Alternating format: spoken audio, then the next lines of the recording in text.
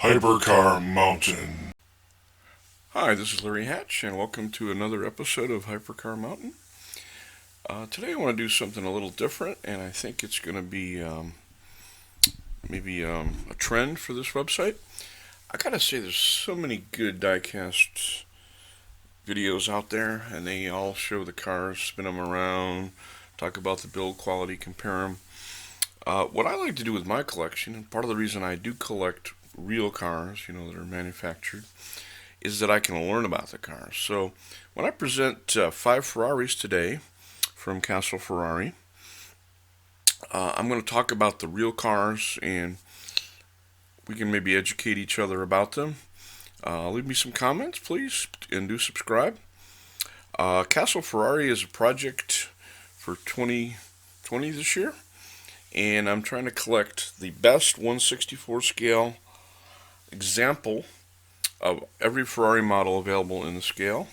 I think that's going to be 60 or 70 different, models, submodels, whatever. I've already got 40 some, and I hope to get the rest by the end of the year. So anyway, I want to start out with a car known here as the 365 GTB Competizione. A lot of you will recognize this car as the so-called Ferrari Daytona. That is not an official name with Ferrari, although they kind of accept it.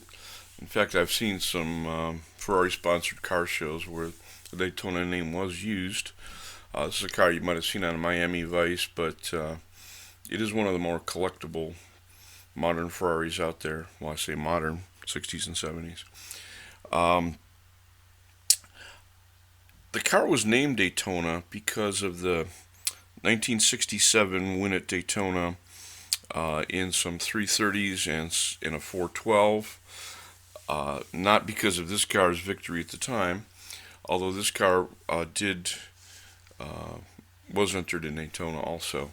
But it was named Daytona because it was released in 68, a year after the big Daytona win. And that's that. I have to quibble with Kyosho here, who makes great Ferrari models. In fact, most of them I'm going to show today are from them. This really doesn't look like a Competizione because that's the race car. So it should have some race features to it. Certainly race wheels, certainly the markings, decals, whatever. In their favor, the first version of the race car, the Competizione, did have the same engine as the street legal road car. But again, does this look like a Competizione race car? I would say no. It looks, with the gold wheels and the chrome, it looks pretty domesticated to me. But anyway, it's a beautiful model. The real 365 GTB4 Daytona had a 4.4 liter Colombo engine in it. And it's a Berlinetta, obviously a coupe. And they made 1,284 of them, which is quite a bit. That's why you do see them around in shows and places like that. It did make 347 horsepower. And back in 1968, for a foreign car that wasn't a muscle car, that was a lot of horsepower. They were made from 68 to 73, and it's got a beautiful classic look to it. It remains one of the greater looking Ferraris in my opinion. Our next car is quite an interesting one. It's the Ferrari F12 TDF model, and this is an example from Baraggio that I obtained just very recently.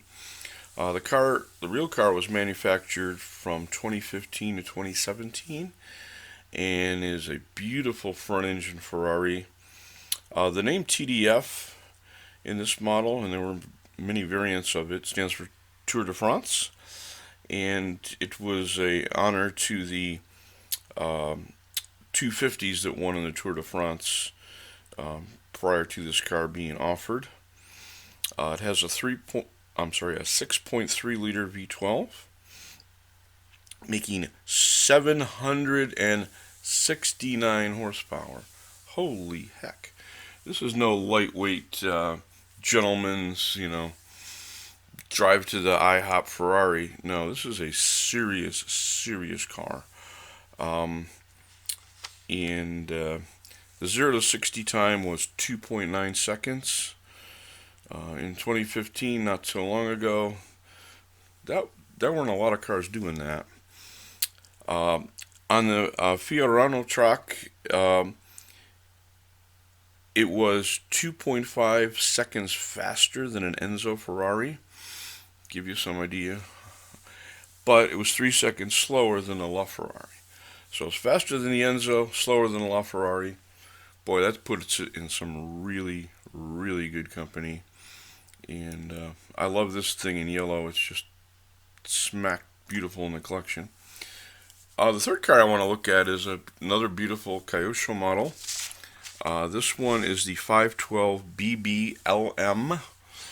And some of you know about the 512s and the BBs.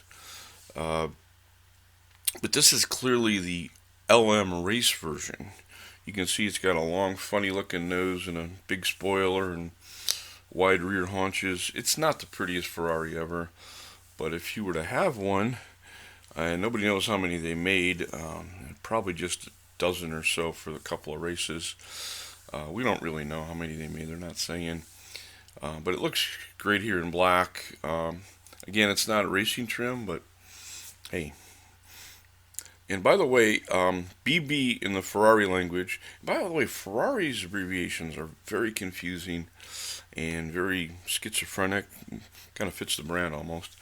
BB in the 512 sense, or other uses of it, stands for Berlinetta Boxer, meaning that it was a coupe Berlinetta with a boxer engine. But in this case, the LM, the chief designer says the BB means Berlinetta Bialbera, meaning dual camshaft.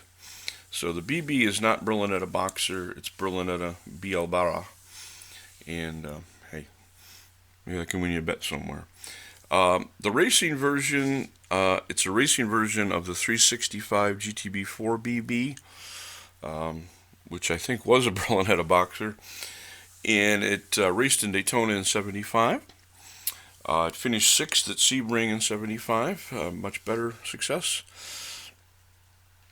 In 81 in Le Mans, it took first place in the GTX class, although not first overall.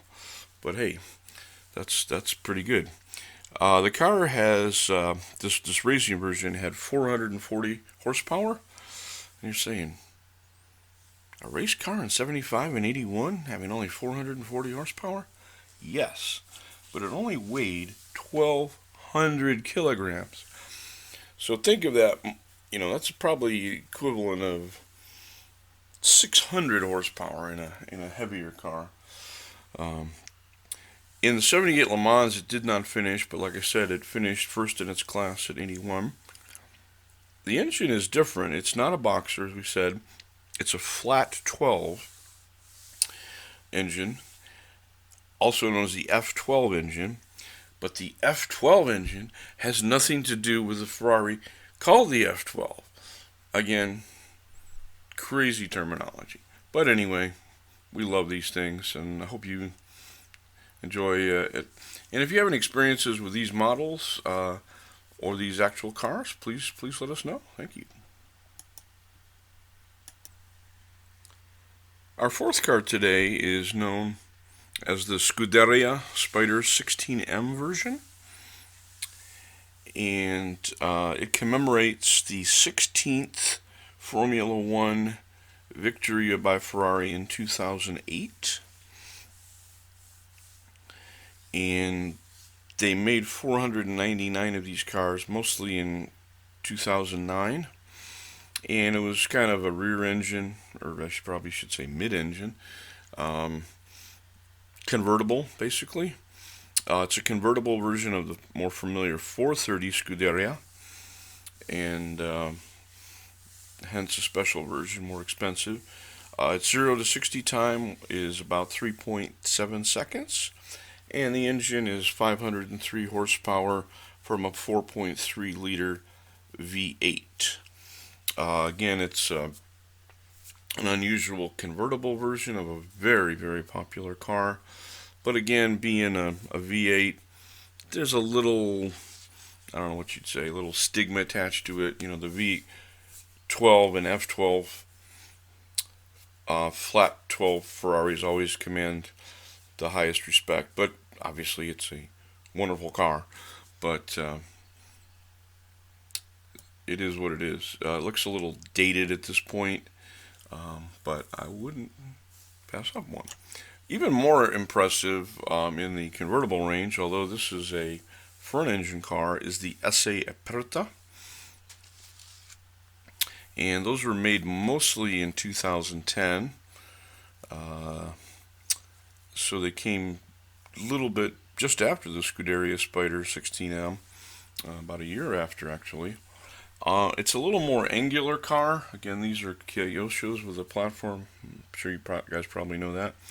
But look at the beautiful buttresses behind the seats, and it's just got an elegant Ferrari look. Some people said it almost looked like a Corvette, but hey, not quite.